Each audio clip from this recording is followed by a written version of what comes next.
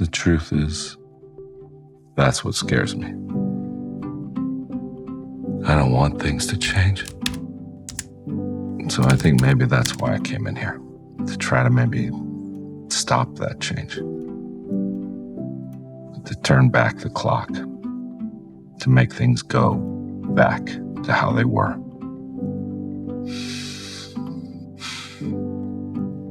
But I know that's naive. It's just not how life works.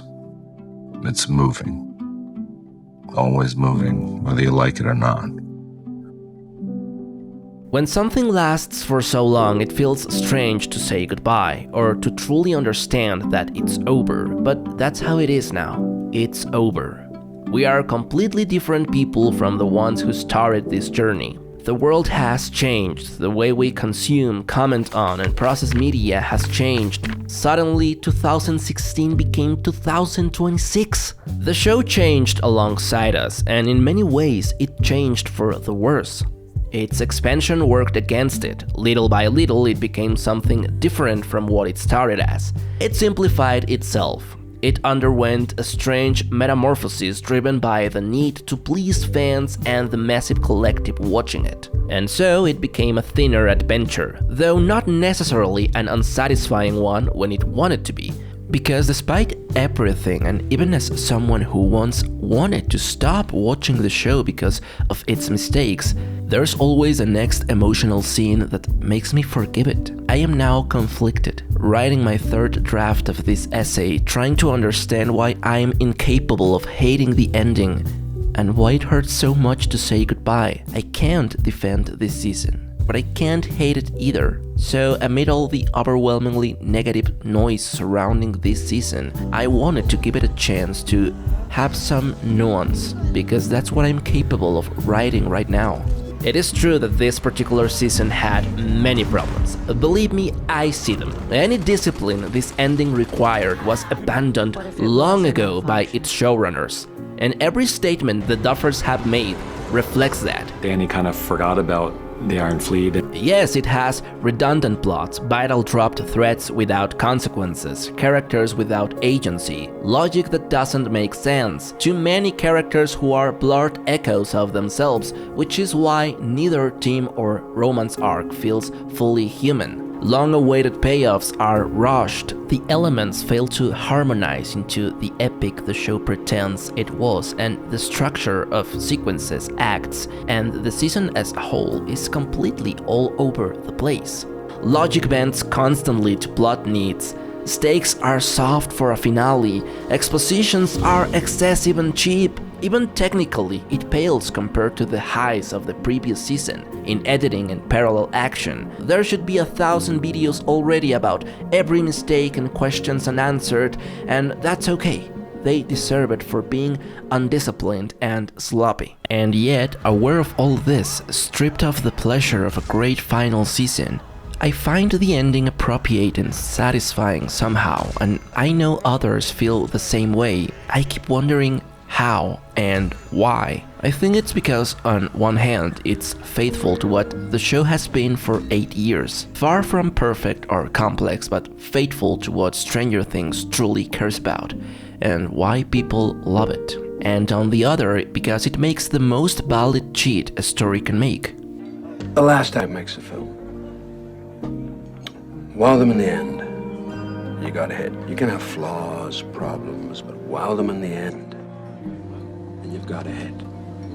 This channel was named after this quote from Charlie Kaufman's adaptation because I believe in a kind of forgiveness for every story when it manages to be emotional or satisfying, even if it's full of holes and imperfections, or if it lands as corny or conventional instead of bold and original. Emotion as priority. Great scenes can sometimes be born from pure emotional inertia and still work. And sometimes they can even save a flawed story, making you forgive things you otherwise wouldn't, even if at their core they are somewhat manipulative. The phrase itself originally applies to a great third act that wraps characters' arc emotionally and truthfully. I know that isn't the case here, since only the epilogue will be addressed, and the characters this season don't really carry any premise or a truthful arc, because the plot was clearly more important than the characters. And yet I think this principle still applies in some way to the histrionic nature of Stranger Things. That's why season after season many people are willing to forgive its mistakes, and that's why many people are willing to let themselves be satisfied with this ending, even when the season itself feels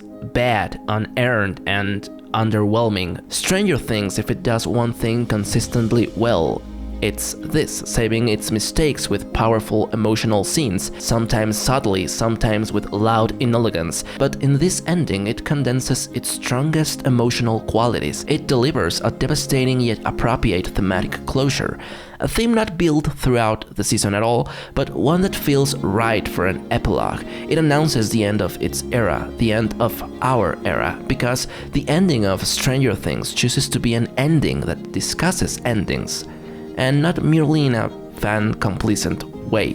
It invites us to discuss about what it means to finish something, to face the idea of shutting doors, even when we'd rather avoid it. And in that sense alone, it's already confrontational. Its final season may be uninteresting, but its ending is making us discuss feelings, emotions, memories. It makes us discuss the present and our perspectives on the changes we've faced, and the ones still to come. It evokes. And yeah, it's not even on a character level, and they had to make it on a general thematic approach, but it works as the final envelope of the show.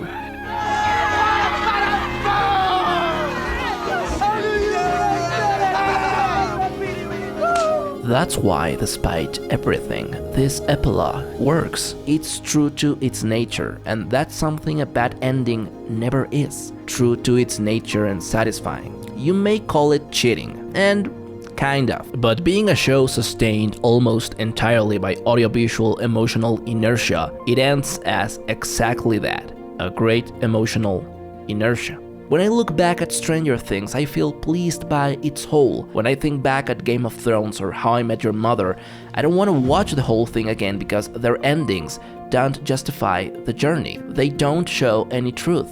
They are not truthful to the journey and characters we cared about. The epilogue left me meditating on the concept of closure, on nostalgia for the past and anxiety about the future, on the strength required to say goodbye, to close doors you thought you'd never have to close, on the decade we invested in this world, in these characters, and how we changed alongside them, on how many things we've already left behind without noticing, and the things we may have already had to let go of but didn't want to.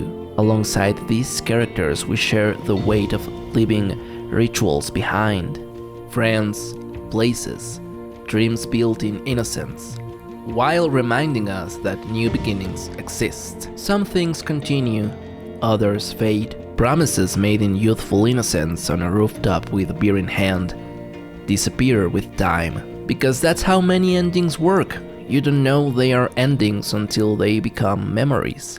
Precisely what I love about the final scene for the core quartet. On the contrary to the young adults, these kids get to acknowledge the end of the journey, at least for the adventure that tied them together. The last unresolved conflict of the show is the courage to say goodbye to this adventure, to accept a new cycle in life. It's saying goodbye to the bridge between 16 and 26, facing a present where time has passed, where we are the ones closing that door. And that's what this ending is about, facing the door that closes forever, even if it should have been closed long ago.